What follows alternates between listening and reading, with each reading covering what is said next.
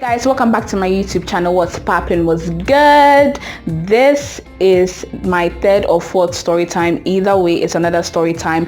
If you're new here, thank you for stopping by. If you're old here, thank you for sticking with me. Don't forget to like, comment, share, and subscribe to support and appreciate what I do. It will mean the world to me. So we're going to delve into this story time, and I'm going to share what I learned from this after I'm done with the story. So this happened, I think, in 2015, 2016, still pretty new in the university, level 100, level 200, and I think it was actually level 200 first semester or something like that. I can't really remember, but it happened. What happened exactly? So a male friend of mine came to visit me, and I'm the kind of person that, you know, in the evening I just want to kind of relax and just watch a movie or something, you know, just chill. And so if you come to visit me, either come in the morning, leave in the afternoon, come in the afternoon, leave in the early evening time, or even if you want to come in the morning and leave in the evening, just come early so that if it's time for you to go, it won't be like, oh, I just came. This guy didn't come and visit me early enough, so it was like he had to stay for a while. I don't know what happened to me that day. I don't know what kind of phase I was in, because I could have easily told him, no, leave now, but I didn't do that.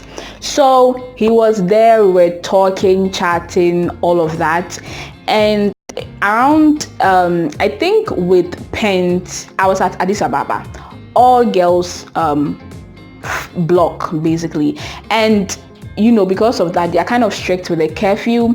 At that point, I wasn't the kind of person who received visitors a lot, or I wasn't the kind of person who had visitors during evening time. So I didn't actually know about this curfew.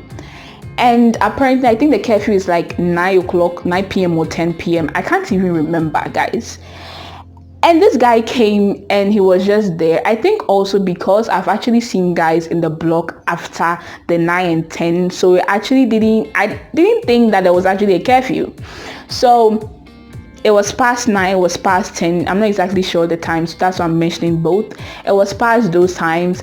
And he hadn't left. We were still talking, chatting, I think watching a movie, you know, and we were actually in the reading room. So no, we were actually in my room. So when it was getting quite late, my roommates wanted to sleep. Then we moved to the reading room. When we moved to the reading room, it clocked 12 midnight. Now when it clocked 12 midnight, my instincts were telling me that, come on, it's too late for him to leave. You know, number one, it's not safe. Number two, you know, maybe, I mean, it would be weird for a guy to be leaving your room or your my flat at 12 midnight. So let him just stay and he can leave at 6 a.m. I told him, I was like, you know, I don't want any issues. You know, I also think that it's not safe for you to leave at 12 midnight. So just stay when it's 6 a.m. Then you leave. My guy, we are going to call him my guy in this video. My guy agreed. He was like, fine. So to while away time, more movies, got him some snacks, you know, because there was even mosquitoes biting us in the reading room. So I had to kind of, you know, make it worth the while. So we were there. Then like 5, my guy just said he wants to leave, like he's uncomfortable, you know, because sometimes people wake up during odd hours of the day or the night to, you know, visit the washroom and all of that. And it's like when they come and they like realize they hear a man's voice or they see him there, they are uncomfortable. So it was like, oh, you know, I want to leave. It's 5. I'm sure right now it's okay. I want to leave. And my instincts were telling me that no, it's just like, it was less than an hour. It wasn't even an hour. So I was like insisting in my mind, I was insisting that he should stay. And I even kind of I was vocal about it. I was like, no, stay. It's just less than an hour. You'd leave. You know, let's just play it safe. My guy was still insisting, and I was also kind of tired. Luckily, I think it was a Friday and I didn't have lectures that day, so I could actually rest. But I wanted to wash and then rest.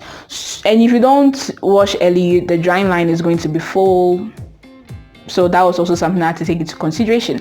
So when he was insisting he wanted to leave, I was like, okay, fine, go, so that I can quickly go and take like a 2-hour sleep and then wake up to wash. So he left. When he left, I went back to my room to go and change into my nightgown to sleep.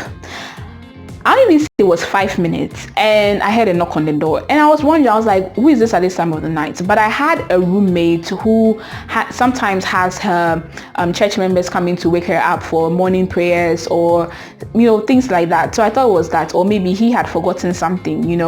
So I went to open it, and it was him, and he said the security man downstairs wanted to see me, and that was the moment that I knew that everything was about to come to a severe halt. My whole life was just coming to. So we went downstairs to see this Potter stroke security man, and when we got there, he had this, when he saw me, he had this expression like slight shock. It was later on that I found out that he has been seeing me around the block, and because I'm a relatively shy, relatively quiet person, especially when you're in a relatively new environment, so he didn't think I'm the kind of person who will lodge a guy in my room till 5:30, 40 something. So, he was like, he wasn't listening to anything we wanted to say. He just wanted us to write our names, our ID numbers down for him, where he's from. And I knew that he was like, he's going to take us to management, and, we are going to be sacked from the hostel. And that this happens all the time, but we are going to be the scapegoats. He actually said that point blank, that we are going to be the scapegoats. How unlucky was I at that moment? So I had to convince him, tell him I didn't know about the curfew, which was true. To be honest, I didn't know about the curfew. Even till now, I don't even remember the time and all of that. Like, I had to just say everything and anything to get him to not actually report us to management. He wasn't listening. Like joke, he wanted us to write our ID numbers and our name. So at a point I gave up, and he was, but the tricky thing, I think I should have realized from the beginning that he was reluctant, because he just kept flipping the full scope, like endlessly flipping. It was like, okay, when you write in a book, you should have a fair idea of where the writing ends, because that part of the book is like a bit used, and then the other part is like fresh. But instead of him just kind of flipping it, he was just flipping page by page, and it was taking a lot of time. So it was like buying us time, kind of. But at a point I just gave up, and I was starting to think of what I'm going to tell my mother and my sister, how I was going to commute from the home to city campus, and it was just not, like, it was a lot that was going on. And then he mentioned that, when the guy came downstairs, he wasn't acting remorseful. He was trying to make it look like, what's the big deal? He did nothing wrong. And that was when I stopped thinking about all these things, and I was like, my guy, why were you doing that? You should have at least apologized, made him aware you didn't know, all of that. Maybe if you had done that, there was no need for me to be called, because my face is now, obviously he knows that, I'm this kind of person or that kind of person. He was still, he was quiet. He wasn't really saying anything. So, it was like a useless something. Arguing with him at that point was useless. I needed to get out of that situation.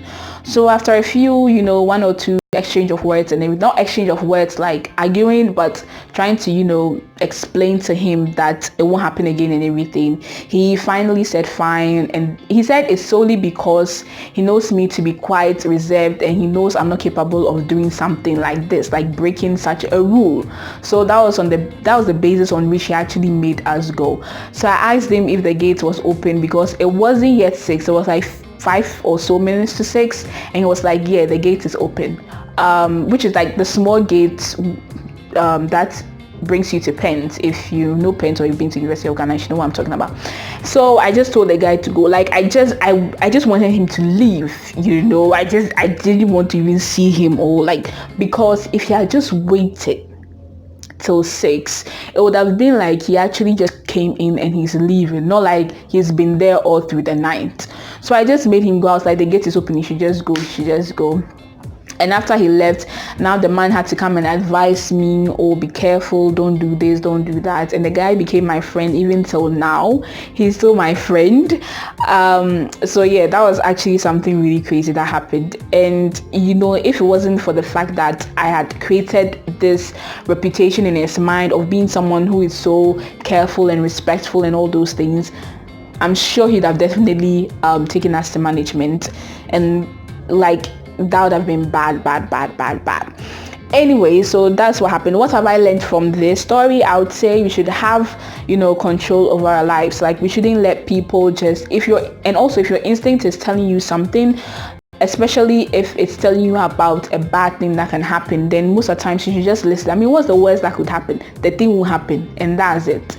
So we should definitely be listening to our instinct, and also we should have more control of our lives. As I've just insisted, bruh, my guy, you are not going, or if you are going, don't mention my name or anything. Or even way before the 9 or 10, I should have just told him that, listen, I know you just came, but you have to go because I have to learn or something. So that's what I learned from this incident. Thank God I wasn't sacked. I had all my 4 years. I penned, had fun, enjoyed my stay. And so yeah, that's it. I want to keep this video short. So thank you so much for watching. Once again, like, comment, share, subscribe. I appreciate it, and I'll see you guys in another video. Be good. Love you guys. Bye.